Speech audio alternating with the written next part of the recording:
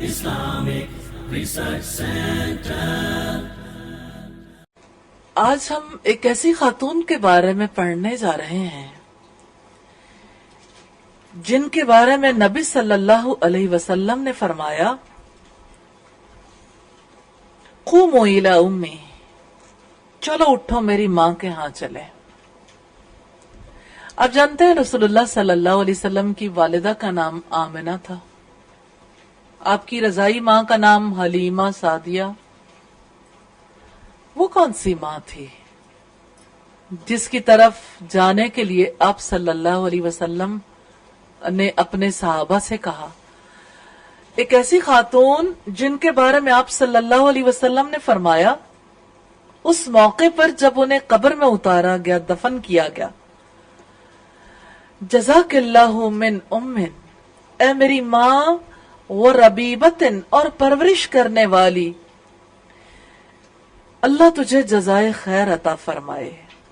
جزاک اللہ من ام و ربیبتن خیرا فنعم الام والربیبہ، تو میرے لیے بڑی بہتر ماں اور پرورش کرنے والی تھی۔ اب جانتے ہیں کہ نبی صلی اللہ علیہ وسلم کی والدہ آمنہ بنت وہب کی وفات نبی صلی اللہ علیہ وسلم کی کم سنی میں ہو گئی تھی۔ اس کے بعد آپ کے دادا عبد المطلب نے آپ کی کفالت کا فریضہ انجام دیا، اور جب دادا بھی گزر گئے تو آپ کی کفالت، آپ صلی اللہ علیہ وسلم کی کفالت آپ کے چچا ابو طالب نے کی۔ ابو طالب آپ کے چچا تھے، بہت محبت کرتے تھے۔ آپ جانتے ہیں کہ چچا کے ساتھ جو رشتہ ہوتا ہے خون کا رشتہ، لیکن چچی کے ساتھ ایسا رشتہ نہیں ہوتا۔ ابو طالب کی بیوی سیدہ فاطمہ بنت اسد رضی اللہ تعالی عنہا آپ کی ماں کا درجہ حاصل کر گئیں۔ آپ سے محبت کی وجہ سے، آپ پر ایمان لانے کی وجہ سے، آپ کی پرورش کی وجہ سے، آپ کی خدمت کی وجہ سے۔ تو ان کے حالات کو ہم تھوڑی سی ڈیٹیل کے ساتھ دیکھیں گے۔ ان کا نام فاطمہ تھا اور والد کا نام اسد بن ہاشم بن عبد مناف۔ اس سے ہمیں پتہ چلتا ہے کہ آپ صلی اللہ علیہ وسلم کے خاندان سے ہی تعلق رکھتی تھی، کیونکہ آپ کے پردادا کے ساتھ ان کا رشتہ تھا، یعنی آپ کے پردادا ان کے دادا تھے۔ ان کے شوہر کا نام ابو طالب بن عبد المطلب اور ان کی کنیت ام طالب تھی۔ سیدنا علی، عقیل، جعفر، ام ہانی، جمانہ اور ریتا، یہ سب ابو طالب کی اولاد ہے۔ نبی صلی اللہ علیہ وسلم نے فاطمہ بنت اسد کی شفقت اور محبت کے ماحول میں پرورش پائی۔ سوال یہ پیدا ہوتا ہے کہ ان کے شوہر تو اسلام نہیں لائے تھے، یہ کیسے اسلام لے آئیں؟ کیا چیز تھی ان کی زندگی میں جس نے ان کی سوچ کے رخ کو بدل ڈالا تھا؟ بہت چھوٹے ننھے محمد صلی اللہ علیہ وسلم کے بارے میں انہوں نے بڑے تجربے کیے تھے۔ وہ دیکھتی تھی جب بھی یہ بچہ کھانے کے لیے بیٹھتا ہے کھانا بچ جاتا ہے، اتنی برکت پیدا ہو جاتی، اور جب یہ نہیں ہوتا کھانا پورا نہیں آتا۔ یہ ایک ایسا تجربہ تھا جو ان کے گھر میں مسلسل ہو رہا تھا، ہر روز، ہر صبح، ہر شام یہ تجربہ دہرایا جاتا تھا، جتنی بھی اللہ تعالیٰ نے ان کو توفیق دی تھی۔ تجربہ ان کا یہ تھا کہ جب ان کے بیٹوں کے سامنے کھانا رکھا جاتا تھا، ابو طالب کے سامنے، تو جب وہ محمد صلی اللہ علیہ وسلم کے ساتھ کھانا نہیں کھاتے تو کھانا ان کے لیے کافی نہیں ہوتا تھا۔ وہ محسوس کرتی تھی کہ جب محمد نہیں ہوتا صلی اللہ علیہ وسلم تو میرے بیٹے بھی بھوکے رہ جاتے ہیں، اور جب محمد کے ساتھ مل کر کھانا کھاتے ہیں صلی اللہ علیہ وسلم تو سبھی پیٹ بھر کر کھاتے ہیں، کھانا بچ جاتا ہے۔ اس لیے ابو طالب نے اپنے بیٹوں کو یہ حکم دیا تھا، اور یہ بات مسلسل جاری رہتی تھی کہ تم انتظار کرو، محمد کے ساتھ مل کر کھایا کرو، تمہارے کھانے میں برکت اتر آئے گی۔ اب یہ بات تجربے کی وجہ سے بھی تھی جو انہوں نے محمد صلی اللہ علیہ وسلم کے ساتھ کیا تھا، اور جو محبت ایک چچا کی اپنے بھتیجے کے ساتھ ہو سکتی ہے، یہ محبت کسی بھی علاقے میں ہو سکتی ہے، لیکن عربوں میں یہ محبت مثال تھی. یعنی چچا اپنے بھتیجے سے بہت محبت رکھا کرتے تھے. اسی وجہ سے آپ جانتے ہیں کہ ابو لہب لوگوں میں جب محمد صلی اللہ علیہ وسلم کے خلاف پروپیگنڈا کرتا تھا تو یہ کہتا تھا کہ یہ میرا بھتیجا، میں اس کے خلاف کیسے ہو سکتا ہوں. تو آپ جانتے ہو میں اس کا چچا ہوں، میں جو بات کہوں گا وہ سچ کہوں گا. تو یہاں ہم ایک اور چچا کے بارے میں دیکھ رہے ہوں، اگرچہ وہ ایمان نہیں لائے تھے، لیکن یہ وہ گھرانہ ہے جہاں محمد صلی اللہ علیہ وسلم نے پرورش پائی تھی. ابو طالب یہ بات کہتے تھے کہ محمد کے ساتھ مل کر کھانا کھایا کرو تاکہ تمہیں وہ برکت مل جائے جو اللہ تعالیٰ نے اس کے ساتھ مخصوص کر رکھی. تجربے سے یہ ثابت ہو رہا تھا. پانی کا پیالہ ایک بیٹے کے لیے کافی نہیں ہوتا تھا. جب اس پیالے سے محمد صلی اللہ علیہ وسلم پانی پی لیتے تھے تو وہی پیالہ سب بھائیوں کے لیے کافی ہو جاتا تھا. کیسے تجربے تھے جو انہوں نے اپنی زندگی میں کیے. لیکن آپ یہ دیکھ لیں کہ اتنے معجزات ظاہر ہوتے تھے، لیکن معجزات کی وجہ سے لوگ ایمان نہیں لاتے. ہاں، انہوں نے فائدہ ضرور حاصل کیا کہ انہوں نے اپنے بچوں کو نصیحت کی کہ محمد کے ساتھ مل کر کھانا کھایا کرو. اس محبت کی بھی اللہ تعالیٰ نے ان کے لیے جزا رکھی ہے، لیکن اس محبت میں ان کے پیش نظر کیا تھا کہ میرے بیٹوں کا بھی پیٹ بھر جائے، کہ میرے بیٹے جو ہیں وہ خالی پیٹ نہ رہیں، اور دوسری طرف اپنے بھتیجے کی نگہداشت بھی، کہ میرے بھتیجے کے ساتھ میرے بچے اور میری بیوی حسن معاملہ کریں. اسی لیے ابو طالب نے اپنے مشاہدے کی بنیاد پر کہا، اے میرے بھتیجے آپ بڑے بابرکت ہیں. اور ابو طالب کی بیوی یہ سب کچھ اپنی آنکھوں سے دیکھ رہی تھی. سب سے پہلے جس بات کا اس خاتون کو سیدہ فاطمہ بنت اسد کو یقین آیا وہ یہ تھا کہ آپ صلی اللہ علیہ وسلم بڑے بابرکت ہیں، صاحب شرف و فضل ہیں.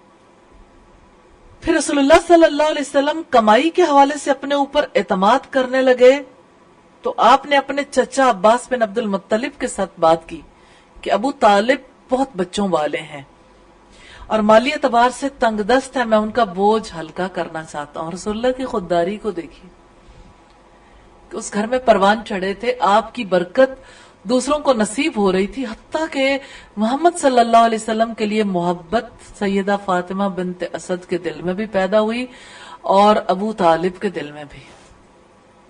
چچا اور چچی بہت محبت کرنے لگ گئے اور یہ محبت ان کے بچوں کے دلوں کے اندر بھی تھی.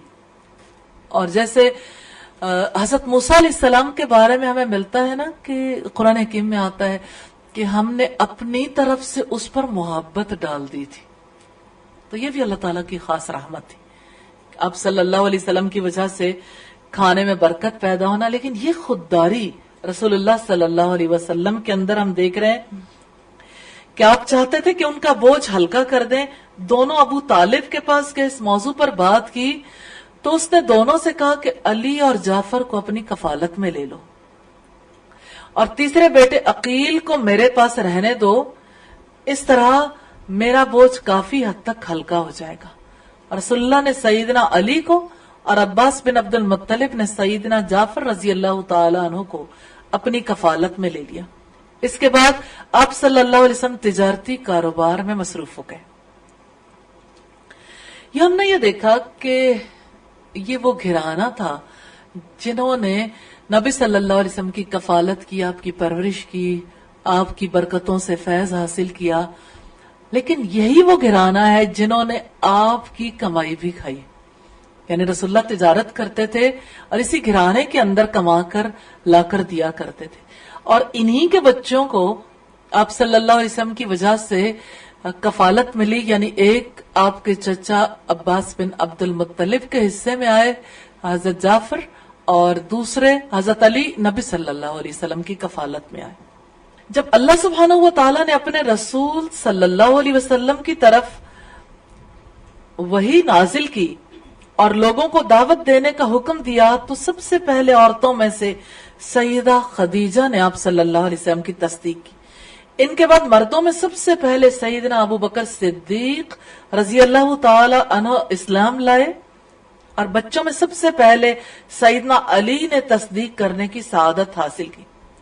جب یہ حکم نازل ہوا وَأَنذِرْ عَشِيرَتَكَ الْأَقْرَبِينَ، اور اپنے قریبی رشتہ داروں کو ڈراؤ، تو جس نے حکم مانا سو مانا، جس نے انکار کیا سو کیا۔ ہاں، سیدنا علی رضی اللہ تعالیٰ عنہ کی والدہ اور ان کی اولاد نے اسلام قبول کرنے کا اعزاز حاصل کر لیا۔ اللہ تعالیٰ ان سب کو اپنی رضا سے نوازے۔ وہ کیسا گھرانہ تھا جہاں پر بچے بھی اسلام لے آئے ہیں، بیوی بھی اسلام لے آئی ہے، اور شوہر برا نہیں منا رہے، کیونکہ بھتیجے سے محبت ہے۔ سب کا ایک دین پر اکٹھے ہو جانا ان کو ذاتی طور پر نہیں چھپتا تھا، لیکن جب مشرکین مکہ وفد بنا کر آپ کے پاس آئے، یعنی ابو طالب کے پاس آئے، اس وقت انہوں نے محمد صلی اللہ علیہ وسلم سے یہ بات کہی تھی کہ بھتیجے، یہ آپ کی قوم کے لوگ میرے پاس آئے ہیں اور وہ چاہتے ہیں کہ آپ یہ دعوت دینا چھوڑ دو، یہ دین چھوڑ دو۔ اس پر نبی صلی اللہ علیہ وسلم نے فرمایا، اے چچا، اگر وہ سورج میرے دائیں ہاتھ پر اور چاند میرے بائیں ہاتھ پر رکھ دیں تب بھی میں اس دین کو نہیں چھوڑوں گا حتیٰ کہ یہ دین غالب آ جائے، یعنی میں اپنی کوشش سدا ہی جاری رکھوں گا۔ اس موقع پر ابو طالب نے رسول اللہ صلی اللہ علیہ وسلم سے کہا کہ پھر ٹھیک ہے، جو یعنی آپ کو چھوڑ دیا کہ آزادی سے اپنا کام کرتے رہے۔ ہاں، آپ کا یہ جی چاہتا تھا کہ آپ کے چچا اسلام لے آئیں، وفات کے وقت بھی آپ صلی اللہ علیہ وسلم دعوت دیتے رہے۔ اور ہم یہ بات سیدہ فاطمہ بنت اسد کے حوالے سے دیکھ رہے ہیں کہ وہ ان کے شوہر تھے جو اسلام نہیں لائے تھے۔ وفات کے وقت بھی جب آپ نے دعوت دی تو اس موقع پر کفار قریش کے جو سردار تھے انہوں نے کہا کہ ابو طالب، کیا تم عبد المطلب کا دین چھوڑ دو گے؟ اس موقع پر آخری الفاظ ان کے یہ تھے، حالانکہ آپ صلی اللہ علیہ وسلم بار بار کہہ رہے تھے کیا چچا ایک بار کلمہ پڑھ لیں، میں اللہ کے ہاں آپ کی سفارش کروں گا، لیکن وفات کے وقت انہوں نے کہا علی دین عبد المطلب، کہ میں عبد المطلب کے دین پر جان دے رہا ہوں۔ بہرحال ایسے شخص کے ساتھ رہنا ایک مومن کے لیے ہے تکلیف دہ، بھلے سے وہ یعنی دین پہ اعتراض نہ بھی کرے۔ سیدہ فاطمہ بنت اسد نے اپنی زندگی میں وہ دل گداز منظر بھی دیکھا کہ اپنے جگر کے ٹکڑے پیارے بیٹے جعفر اور ان کی بیوی سیدہ اسماء بنت عمیس رضی اللہ تعالی عنہما کو الوداع کیا۔ اب جانتے ہیں یہ ہجرت حبشہ کی ہجرت تھی، حبشہ کی جانب ان کے بچے ہجرت کر کے گئے تھے۔ آج جب ہم واقعات میں پڑھتے ہیں تو یہ آسان لگتا ہے، اس دور میں جبکہ ٹیلی فون بھی نہیں تھا، میڈیا کے توسط سے بھی سوشل میڈیا بھی نہیں تھا، خبر ہی نہیں ملتی تھی، پتہ بھی نہیں تھا کہ کیا بنے گی۔ جب بچے ہجرت کر کے جا رہے تھے، بیٹا اور بہو،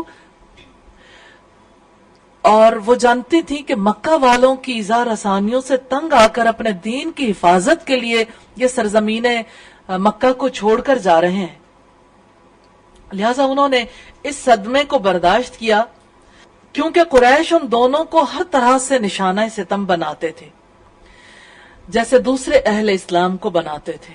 سیدنا جعفر رضی اللہ تعالی عنہ اور ان کی بیوی سیدہ اسماء بنت عمیس کو سرزمین حبشہ میں رہتے ہوئے طویل عرصہ بیت گیا، یہاں تک کہ ان کے ہاں 3 بچے پیدا ہوئے۔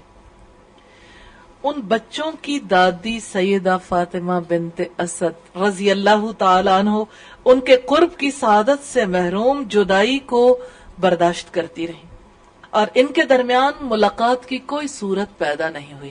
تینوں بچے حبشہ میں رہے، یعنی پوتے پوتیاں جو بھی تھے وہ حبشہ میں رہے، اور دادی جو ہے وہ ان کی جدائی کا غم سہتی رہی۔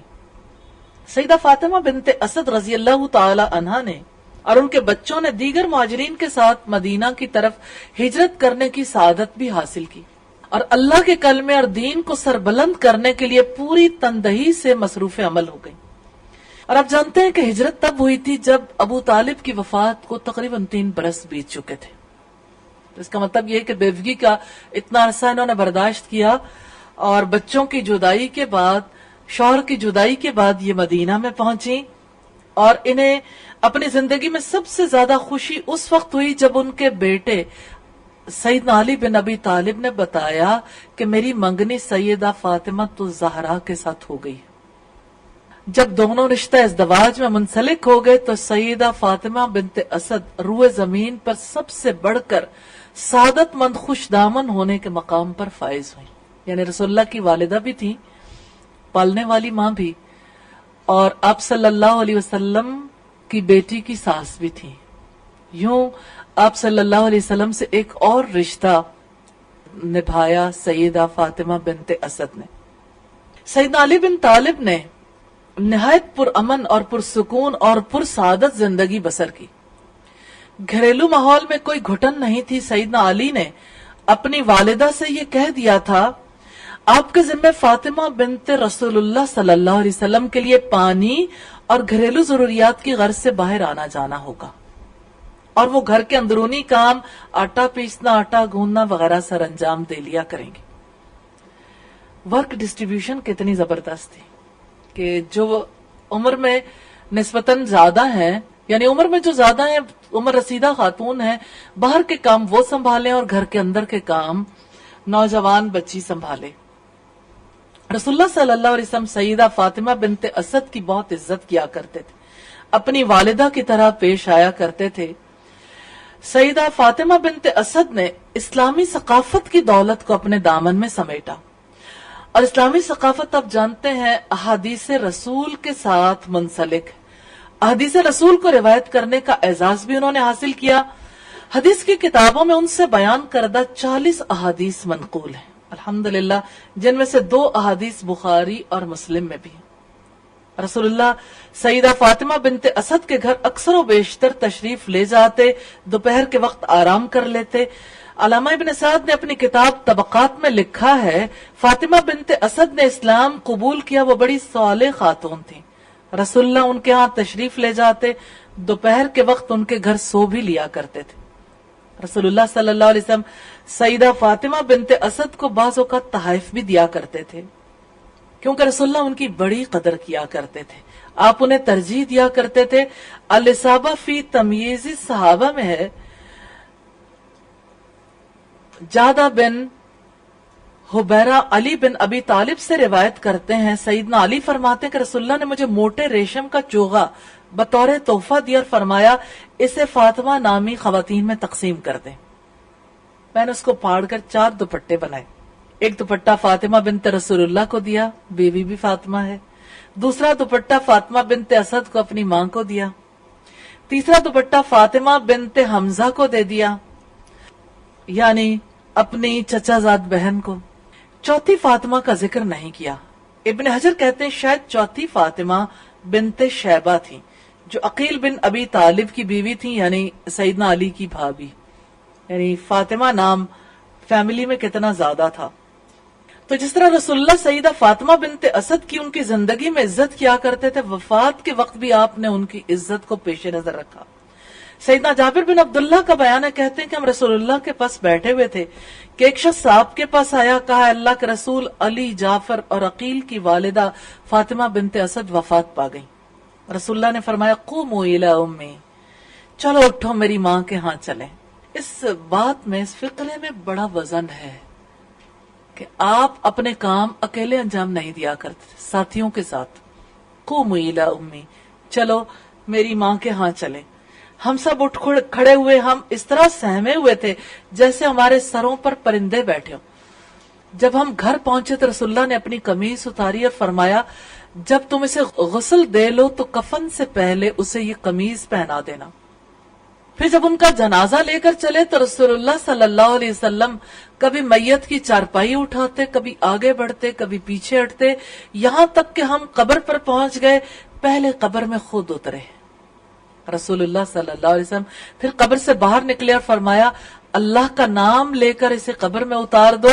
جب انہیں دفن کر دیا گیا تو قبر پر کھڑے ہو کر سیدہ فاطمہ بنت اسد کو خراج تحسین پیش کرتے ہوئے فرمایا جزاک اللہ من ام وربیبۃ خیرا فنعم الام والربیبہ. اے میری ماں اور میری پرورش کرنے والی، اللہ تجھے جزائے خیر عطا کرے، تو میرے لیے بڑی بہتر ماں اور پرورش کرنے والی تھی. راوی حدیث کہتے ہیں کہ ہم نے عرض کیا اللہ کے رسول آپ نے 2 کام ایسے کیے ہیں جو ہم نے پہلے کبھی آپ کو ایسے کرتے نہیں دیکھے. نبی کریم نے پوچھا وہ کیا؟ ہم نے عرض کیا ایک تو آپ کا قمیض اتارنا، دوسرا قبر میں اترنا. آپ نے ارشاد فرمایا میری قمیض اس کے کفن میں شامل ہونے سے اسے کبھی آگ نہیں چھوئے گی، اور جہاں تک میرا قبر میں اترنے کا تعلق ہے اس کا فائدہ یہ ہوگا کہ اللہ تعالیٰ اس کی قبر کو فراخ کر دے گا. پھر آپ صلی اللہ علیہ وسلم نے فرمایا یہ خاتون میرے لیے میری حقیقی ماں کی طرح تھی. ابو طالب کے لیے جب دسترخوان بچھ جاتا تو وہ ہم سب کو اپنے ساتھ کھانے میں شامل کرتے تو یہ خاتون اس کھانے میں سے تھوڑا سا بچا لیتی جو مجھے دے دیتی اور میں اسے اپنے ساتھ لے آتا. نبی کریم صلی اللہ علیہ وسلم نے سیدہ فاطمہ بنت اسد رضی اللہ تعالی عنہا کی نماز جنازہ پڑھائی اور اپنے چچا عباس اور ابو بکر صدیق رضی اللہ تعالی عنہ کے تعاون سے انہیں قبر میں اتارا. سیدنا انس بن مالک رضی اللہ تعالی عنہ کا بیان ہے کہ جب علی رضی اللہ تعالی عنہ کی والدہ سیدہ فاطمہ بنت اسد فوت ہو گئیں تو رسول اللہ تشریف لائے، ان کے سرہانے بیٹھ گئے اور فرمایا اے میری ماں تجھ پر اللہ کی رحمت ہو، تو نے میری حقیقی ماں کے بعد میرے لیے ماں کا کردار ادا کیا. اے میری ماں تجھ پر اللہ کی رحمت ہو، تو خود بھوکی رہتی، مجھے خوب کھلاتی، مجھے لباس پہناتی، خود اچھا نہیں کھاتی تھی بلکہ اچھا کھانا مجھے کھلا دیتی تھی، اور اس سے محض اللہ کی خوشنودی اور جنت مطلوب ہوتی تھی. یہ روایت مجموع الزوائد کی ہے. سیدنا عبداللہ ابن عباس رضی اللہ تعالی عنہ کا بیان ہے کہ جب سیدنا علی رضی اللہ تعالی عنہ کی والدہ سیدہ فاطمہ بنت اسد وفات پا گئی تو رسول اللہ نے اپنی قمیض کفن میں شامل کر دی اور خود ان کی قبر میں لیٹے اور ان کے لیے جزائے خیر کی دعا کی. صحابہ نے عرض کیا اللہ کے رسول آپ نے اس سے پہلے اس طرح کبھی نہیں کیا. رسول اللہ نے فرمایا ابو طالب کے بعد یہ خاتون میرے ساتھ سب سے بڑھ کر حسن سلوک سے پیش آئی ہے. میں نے اس کو اپنی قمیض اس لیے پہنائی ہے تاکہ اسے جنت کے چوغے پہنائے جائیں، اور اس کی قبر میں اس لیے لیٹا ہوں تاکہ یہ قبر کے عذاب سے محفوظ رہے. یہ تھا رسول اللہ کا حسن سلوک اپنی دوسری والدہ سیدہ فاطمہ بنت اسد ہاشمیہ رضی اللہ تعالی عنہا کے ساتھ. اللہ تعالیٰ انہیں جزائے خیر عطا فرمائے.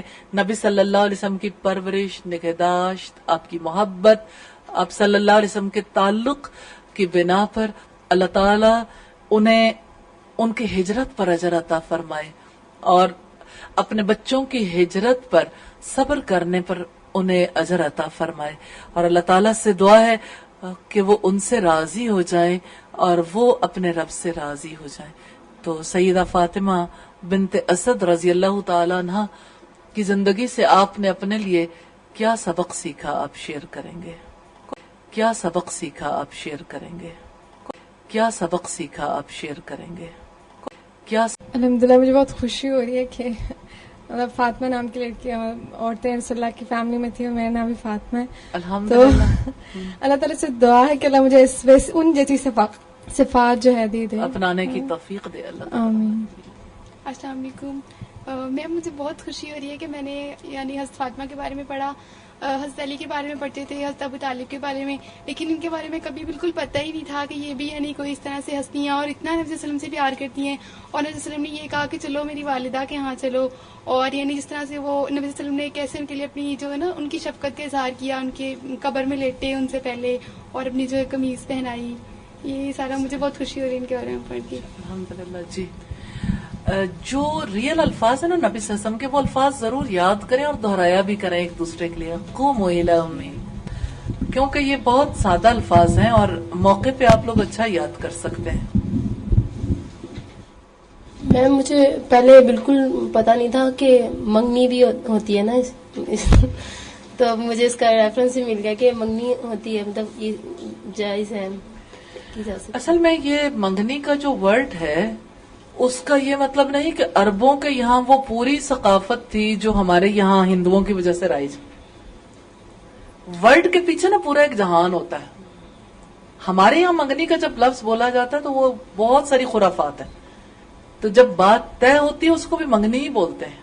آپ نے قرآن مجید میں دوسرے پارے میں پڑھا تو ہے وَلَا تُعَيِّدُوهُنَّ کے حوالے سے خطبۃ النساء. تو یعنی بات تو طے ہوتی ہے دو فیملیز کے درمیان, لیکن اصل چیز جس سے رکنا ہے وہ اسلام سے ماورا جو طریقہ کار اپنا لیا گیا اس سے رکنا چاہیے. میں نے اس میں 3 نہیں 4 باتیں دیکھی. ایک تو یہ کہ کوئی بھی کام انہوں نے مطلب جس طرح اگر ان کی والدہ کا انتقال ہوا تو انہوں نے سب کو ساتھ کہا کہ چلو قوموا الی امی. اور دوسرا یہ کہ ان کے رویے جو صحابہ کرام ان کے ساتھ تھے ان کے رویے پتہ چلے کہ اس وقت اتنے سہمے ہوئے تھے کہ ان کے سروں پر گویا کے پرندے تھے. تو ہمیں بھی بہت سیکھنے کو ملتا ہے اس سے, یعنی ادب اور جہاں عزت کا مقام ہو, اور پھر ڈیتھ کے موقع پر کس طرح سے ہونا چاہیے. اور تیسری بات یہ ہے کہ ہماری اپنی مائیں کہ جو ہم بالکل فرما بردار نہیں, کبھی اتنی نافرمانیاں کرتے ہیں, اور وہ تو ان کی اپنی انہوں نے پیدا نہیں بھی کیا تو بھی اتنی زیادہ فرما برداری اس سے ہمیں ملتی ہے کہ وہ سوچ رہی تھی بس اور اسی کی طرف نظر تھی. صحیح. جب ابو طالب کا ذکر آتا ہے نا تو یہ اللہ تعالیٰ کا بہت زیادہ شکر ادا اس بات پہ کرتے ہیں کہ وہ اتنا زیادہ کلوز تھے آپ صلی اللہ علیہ وسلم کے, اور اتنا ساتھ بھی دیا, لیکن وہ اسلام کی نعمت سے محروم رہے ہیں. اور اللہ تعالیٰ نے ہمیں یہ سعادت عطا کی ہے کہ ہم اس میدان میں سیکھ بھی رہے ہیں, اور یہ فہم دیا ہے کہ ہم اس کو اور زیادہ سیکھیں. اللہ تعالیٰ ہمیں سچے اسلام کو سیکھنے کی طلب, تڑپ اور محبت بھی عطا کریں, اور سیکھنے کی توفیق دیں اور اپنانے کی توفیق دیں. سبحانک اللہم و بحمدک نشہد ان لا الہ الا انت نستغفرک و نتوب الیک.